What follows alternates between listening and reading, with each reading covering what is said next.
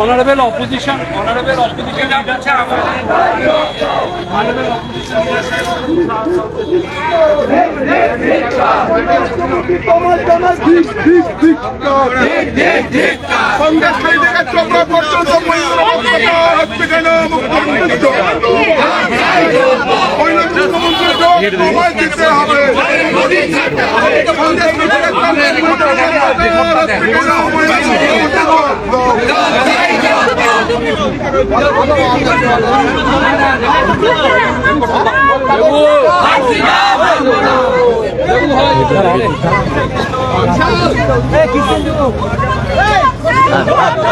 চলে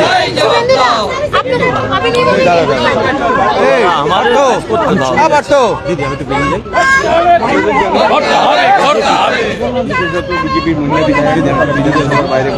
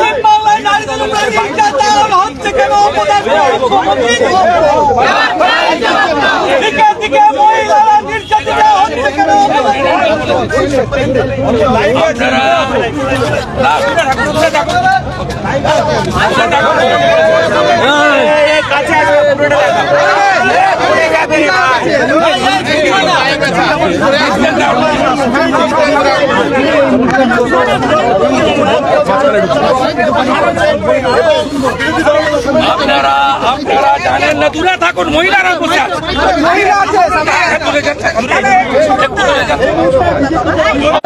এবছর 24-এ রাজ্যপালের ভাষণ হয়নি।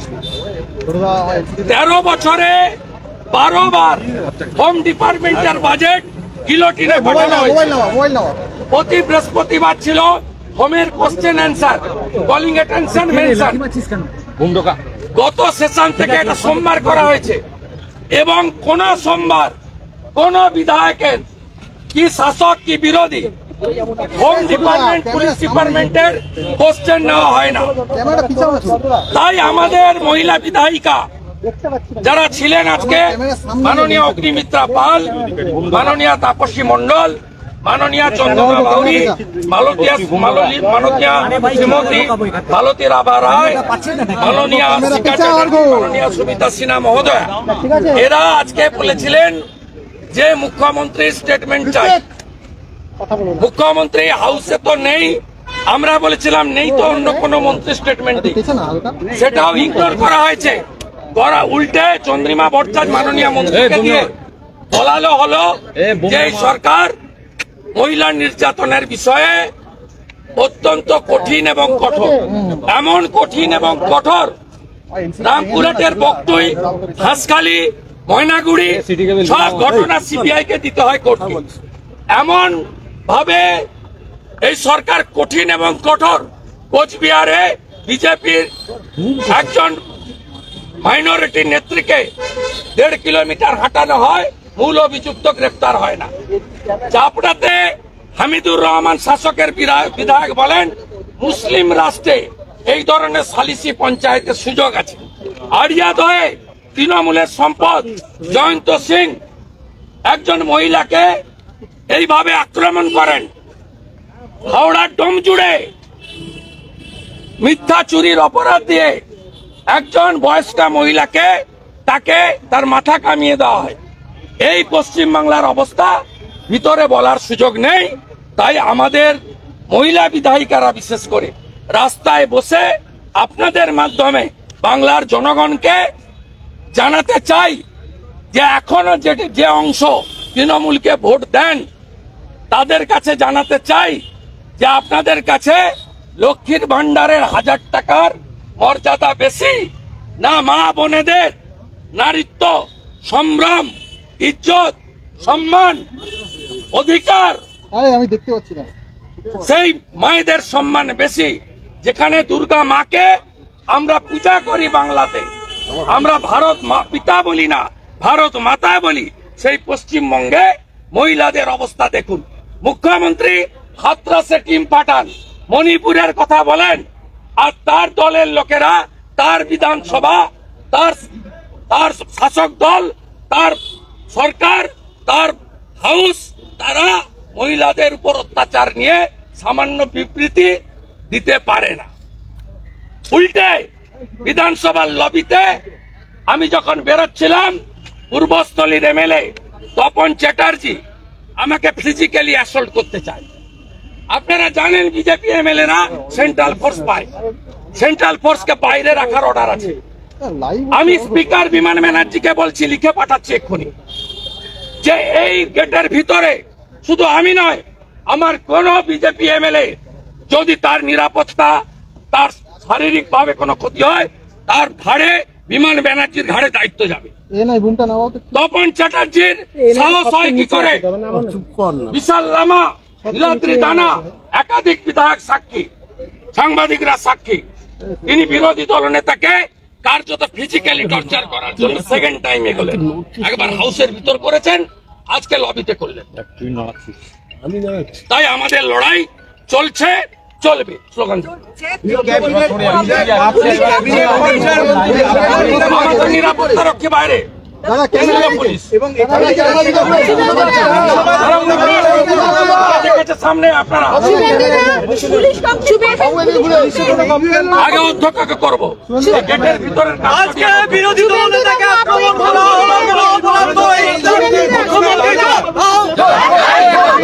আজকে বিধানসভায় বিরোধী দল নেতাকে আক্রমণ করা politically he's trying to his name is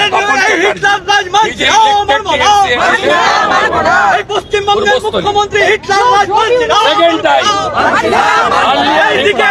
পশ্চিমবাংলার মহিলাদের নিরাপত্তা inside the house today yet again দিকে মহিলা ধর্ষিত my colleague অবদার্থ মুখ্যমন্ত্রী চুপ he tried to push me এই পশ্চিমবাংলার মুখ্যমন্ত্রী হিটলার রাজ মানছে ऐसी क्या वजह थी? अब हमारी बहन दीदी आज सड़क में है। बंगाल का महिला का इज्जत बचाने के लिए, सम्मान बचाने के लिए हमारी बीजेपी का महिला विधायक ने सड़क में बैठा हुआ है और हम लोग उनको सपोर्ट दे रहा है।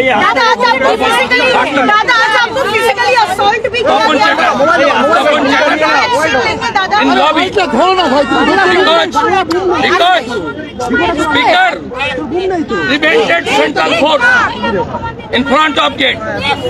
I will write a letter to Honorable Speaker. If myself and other BJP MLA will physically assault, again the responsibility goes to Honorable Speaker Biman Banerjee. दादा आपकी सिक्योरिटी को भी अंदर अलाउ नहीं किया? No CFF. Only central force restricted in front of gate. State police allowed. ये दूसरा प्रदेश बना दिया। ममता ने पश्चिम बंगाल को भारत से निकाल दिया है। ममता बनर्जी पश्चिम बंगाल, यह स्टेट पुलिस में इजाजत है, सेंट्रल फोर्स का इजाजत नहीं है।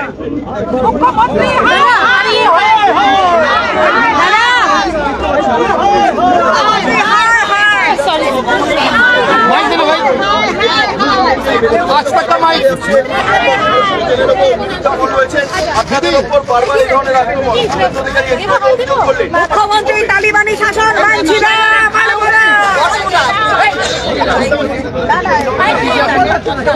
এবং